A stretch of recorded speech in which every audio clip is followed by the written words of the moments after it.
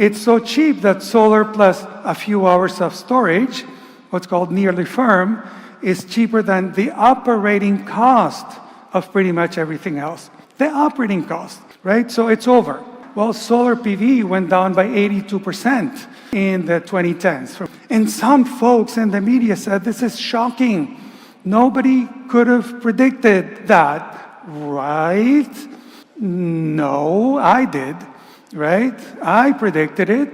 I said PV was going to drop by 80 to 90% in the 2010s. Boom, right? Cost curves, gravity. In Alaska, it works, and it's the cheapest possible energy system.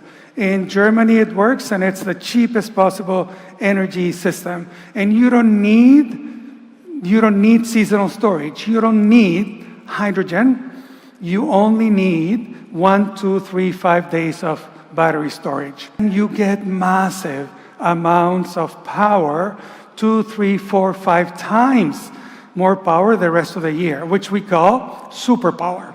And superpower is an emergent property of the new system, right? So imagine a system that generates 5 times more energy than the existing system most of the year, right? Nothing can compete with that. And disruptive economics, because it's non-linear, you can add 20% to the system in terms of money, and it returns 200% more energy. Pretty cool, right? For the financial folks in the room, 20% increase in investment, 200% increase in energy return. Here's the key. Everything we know about economics is about to change. Because if you follow the cost curves for energy and also the phase change disruptions, transportation and food, it's all going to superabundance and near zero cost. Are we ready for a world in which intelligence, labor, energy, transport, and food are actually asymptotically getting to zero? So, I have a question. What is the dumbest thing you've ever done? I'll give you a moment. Anything come to mind? Good. Now that you've got that, don't worry. You can replace that decision, or that lack of decision, by not paying attention to what Tony Seba has to say today about the enormous disruption of energy and labor. As always, full presentation is linked in the description. Just wanted to share a few relevant highlights. So let me talk about disruption of energy. So that was transportation, phase change disruption. Energy is a little bit different, but technology cost curve, we start with solar. Solar today is the cheapest source of energy on the planet in history. There never has been a source of energy as cheap, period, right? Anyone want to guess as to why solar is currently the cheapest form of energy available on planet Earth? Anyone? I'm glad to feel that you know. For those that don't, we've got a giant fusion reactor in the sky, kind of in orbit around it. It provides the energy for free. All we need to do is capture it and store that energy. It's free. We just need the tech to actually capture and store it. That's it. It's free energy from the sky every day. Doesn't get much better than that. Obviously, this was thanks to the flying spaghetti monster, not billions of years of cosmological evolution. So all praise the flying spaghetti monster. It's so cheap that solar plus a few hours of storage, what's called nearly firm, is cheaper than the operating cost of pretty much everything else. The operating cost, right? So it's over. When Tony says it's over, it's really worth listening. And to be clear, what he's referring to here is the fact that it is commercially inevitable that solar plus battery storage will be adopted globally ASAP. The reason is economics. As he explained, it is literally cheaper now on average, just on average on Earth. There'll be some exceptions here and there, but costs keep coming down. On average now, it is cheaper to buy solar panels and buy battery storage for those solar panels than it is to continue operating existing assets that generate power via other forms. One more time. It's cheaper to buy solar panels and buy battery storage than it is to keep operating, say, a coal power plant. Cheaper. Never mind the cost comparison between buying solar and batteries versus building a new power plant. It really is over. I don't think people truly appreciate this. It's one of those things consumers don't really think about it too much. But everyone right now is watching on a device that required power from the grid, or a few exceptions, home generated. We all use energy, we just don't think about it a whole lot.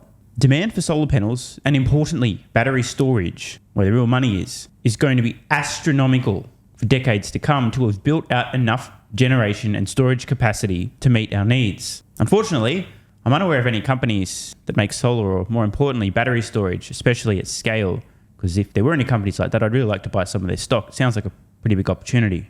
Oh, sorry, my editor's in my ear. Apparently, we have to show some irrelevant information on screen right now. I'm not sure why, but okay, let's roll with it. So what do we have here? Energy storage. Energy storage deployments increased by 90% year over year in Q3 to 4 gigawatt hours, our highest quarterly deployment ever. Geez, what company is this? I hope they're a publicly traded company. This is an opportunity, I think. 90%. Continued growth in deployments was driven by the ongoing ramp of our mega factory in Lathrop, California, toward full capacity of 40 gigawatt hours with the phase 2 expansion. Production rate improved further sequentially in Q3, so hang on a minute. This company, obviously I don't know who it is. Anyone know who it is? Let me know in the comments below. They've had a massive increase in their solar deployments year over year, massive. And despite this huge record quarter with 4 gigawatt hours of storage deployed this quarter, which was 90% growth year over year, they're actually building a facility now that alone, when fully ramped, will have capacity to do 10 times that amount of storage. As we can see, whatever this company is, they've graphed out their energy storage deployments in gigawatt hours over time. This is phenomenal growth, absolutely phenomenal. And remember, they're likely to do a 10x from this level in the next few years as a facility they just mentioned in Lathrop, California scales up to 40 gigawatt hours of annual capacity for battery storage. Just one more thing I want to read from this document here. It says, lastly, with combined gross profit generation of over $500 million in Q3, our energy generation and storage business and services and other businesses have become meaningful contributors to our profitability. Now, I still don't know what this company is, but I did hear a rumor that the same company said on their earnings call that their gross profits on their energy business, roughly 25%. Let's try and figure out what this could mean. So they did $1.559 billion of revenue on energy generation and storage, mostly energy generation. A 25% margin on that, roughly almost $400 million of that $500 million. So let's just round up a little bit. Let's call it $400 million. So that's roughly $1.6 billion in profits from the energy storage business today. But if they're building a facility now that will 10x their energy storage capacity at minimum, this is just one facility after all, not then mean that this company's energy storage businesses alone in a few years' time could be bringing in annual profits of 16, maybe $20 billion per year in profits just from energy storage. After all, it did 4 gigawatt hours of capacity. They made nearly $400 million on that. In a quarter, 1.6 billion per year, 10x that's 16 billion. And the facility, Lathrop, California, will 10x the energy storage capacity. Man, does anyone know what this company is? If you guys could do some research for me, if they're publicly traded, I mean, holy hell, dude. $20 billion in annual profits a few years from now, just from an energy storage business that no one's paying attention to, sounds like a very large opportunity. Given what we've heard from Tony here, that it's over, I think demand for energy storage, especially, and yes, a little bit of generation as well, is going to be off the charts. Right? And why? Well, solar PV went down by 82% in the 2010s, from 2010 to about 2020. And some folks in the media said, this is shocking. Nobody could have predicted that, right? No, I did, right? I predicted it. I said PV was going to drop by 80 to 90% in the 2010s. Boom, right? Cost curves, gravity. So it happened as predicted. And today in many countries, including the US, in the US, 92% of projects waiting to be interconnected to the grid are solar or wind. And 99% of storage is batteries, right? Here's the convergence. It's happening for economic reasons, right? And so consumers like steel are following solar energy because it's cheap, right? A lot of industries just need cheap energy. And solar PV is going to keep dropping by another 70%. And batteries, which dropped by about 87%, which, by the way, shocking, right? Nobody could have predicted. Well, actually, no. It's going to increase by another 80%. I wonder what might happen to the cost of electric vehicles if the cost of the batteries in those electric vehicles declines a further 80%. I'm sure it's nothing. Right? So when the cheapest source of energy gets 70% cheaper, what do you think is going to happen?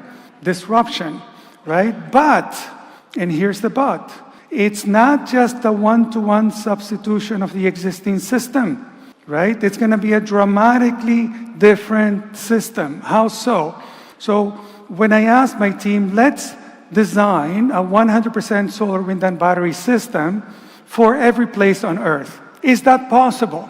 And if so, how much is it going to be? So we looked at how to design the new system, and we came up with essentially a transformation. It's not going to be a one-to-one substitution where you swap out coal or gas or whatever and you put in solar and batteries. That's not the way it's going to happen. Essentially, if we design the new system for the trough, so today we design electric power for the peak. If you design it for the trough, meaning the darkest week of the year, when you get the least sunshine and the least wind, if you design it for that week, then what is going to happen is that you're going to generate so much more energy the rest of the year, right? And if you design it that way, essentially, you can power pretty much every place on Earth. Alaska can be powered. Germany can be powered. Denmark with a 100% solar, wind, and battery system. I went to Kotzebue, Alaska, 50 kilometers north of the Arctic Circle to do the numbers. And it works, right? Again, here's my lovely wife who comes with me to many of these trips. And so in Alaska it works, and it's the cheapest possible energy system. In Germany it works, and it's the cheapest possible energy system. And you don't need seasonal storage. You don't need hydrogen.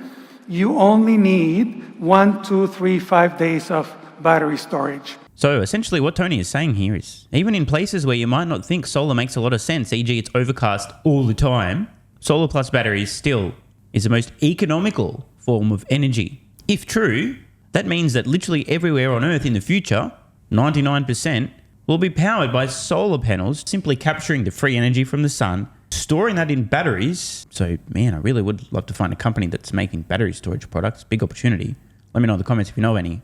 And we are going to see a absolutely enormous disruption of the energy generation, storage, and supply industry. Trillions of dollars of market capitalization is going to go bam and be transferred, in essence, from fossil fuels to solar and batteries. If only there are some companies taking advantage of this opportunity. Oh well. And it's a phase change transformation into a new system.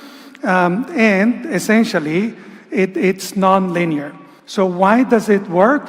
Well, what we found when we studied this was a new property which we call the clean energy U-curve, which says you can essentially trade off storage and generation. So the more generation you have, the less storage you need. It's not intuitive, but we found that. But it's along a U-curve, right? So if you design the system for the bottom of the U, your derivative is equal to 0, then you get massive amounts of power, 2, 3, 4, 5 times more power the rest of the year, which we call superpower. And superpower is an emergent property of the new system, right? So imagine a system that generates 5 times more energy than the existing system most of the year, right? Nothing can compete with that. So words matter, and the implications of Tony's words here, nothing can compete with solar plus battery storage, commercially speaking, means that there won't be anything essentially other than solar plus battery storage, meaning the entire global economy, the entire energy system on Earth today, predominantly fossil fuel based, is going to transition to solar, wind, and batteries. The scale of this transformation and the opportunity, if there's any companies out there that can capitalize on this, cannot be overstated. So a place like Texas can essentially have 100% SWB with two days of storage. And disruptive economics, because it's non-linear, you can add 20% to the system in terms of money, and it returns 200% more energy. Pretty cool, right? For the financial folks in the room, 20% increase in investment, 200% increase in energy return. So this is also very important. In essence, what Tony's saying here is if you want to build just that little bit more capacity than you need just to meet your existing needs. You'll get a 10 times return on your capital versus the initial capital just to meet your needs. Absolute no-brainer. We are going to enter an era of energy hyper-abundance. We have more energy than we know what to do with. This is essentially saying that the marginal cost of energy is going to collapse. Sounds like humanity is going to have more energy than it knows what to do with very soon. Anyone have any suggestions as to how we might use that other than cryptocurrency mining? Wait, I know, I've got an idea. Why don't we just build a few billion humanoid robots to contribute useful labor? We'll obviously have the energy to recharge them. So that's an idea. So, this is not just an energy transition. This is a real phase change disruption of solar, wind, and battery. As you can see, phase change disruptions are happening in every sector, everywhere, all at once. And when that happens, the ripple effects to humanity are going to be huge. In my estimation, we haven't seen transformation of humanity this big since the first domestication of plants and animals 10,000 years ago.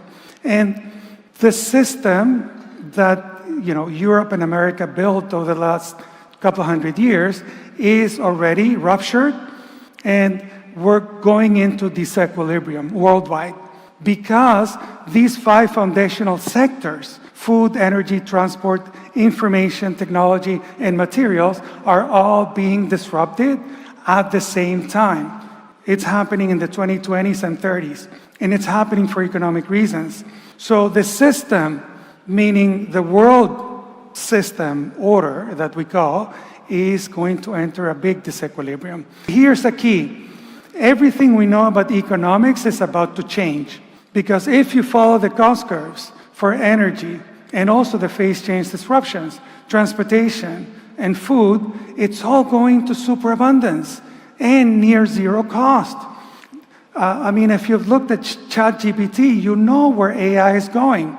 Essentially, superabundant intelligence, and the cost of intelligence is going to zero. And the same thing is going to happen with labor. Are we ready for a world in which intelligence, labor, energy, transport, and food are actually asymptotically getting to zero? So if you were paying attention, even if you weren't really paying attention, you might have noticed Tony repeatedly mentioning that the cost of labor will fall to essentially zero. Labor, how could that possibly happen? All that's going to occur is the cost of energy is falling near zero.